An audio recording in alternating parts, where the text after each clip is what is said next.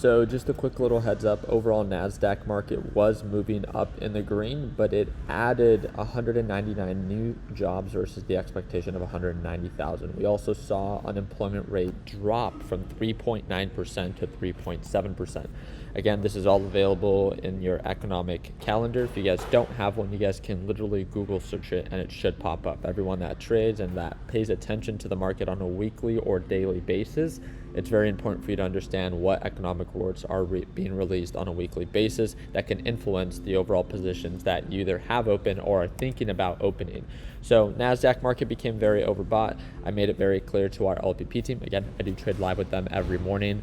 As the NASDAQ market became very overbought, we were going back to retest the previous levels that we've been getting rejected at for literally the past 3 weeks. So it doesn't surprise me that we got rejected, as the market has not been showing any signs of progress. And feel free to let me know down in the comment section.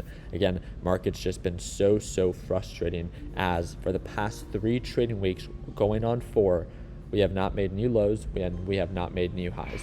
We continue to trade sideways. So if you've been feeling like the market has been very slow for the past 2 to 3 weeks, you're not alone. The overall NASDAQ market has been trading sideways. So just making you aware of that. On the 1 minute time frame, again, a very simple setup. We become overbought, looking at the MACD, looking at the RSI. You wait for confirmation of a rejection. Once you get that confirmation, then I looked for that break below EMA, and we've been making steady progress below that EMA, now coming back down to that, moving average. On the 5 minute time frame, moving average and the EMA are also being tested here.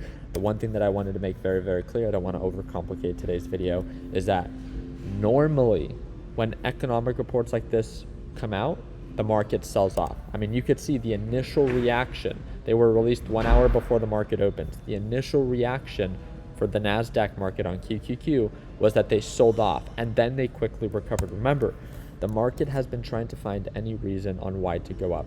But these economic reports, they came in lower than what is expected, meaning that the labor market's doing better than what is expected. You might be like, well, Ricky, isn't that a good thing? Not necessarily. Remember, the Federal Reserve is trying to slow down the overall economy and trying to slow down the labor market. If they see that the economy is doing better than what is expected and that the labor market is doing better than what is expected, maybe they can justify going higher for longer. Remember, next week we have the FOMC meeting, so all eyes are on the Federal Reserve and what they're going to decide on the next FOMC meeting. But don't worry, I'll keep you up to date, and I also will be live streaming that FOMC meeting for free, so make sure you subscribe to the channel. Other than that, I wanted to wish you guys an amazing Friday.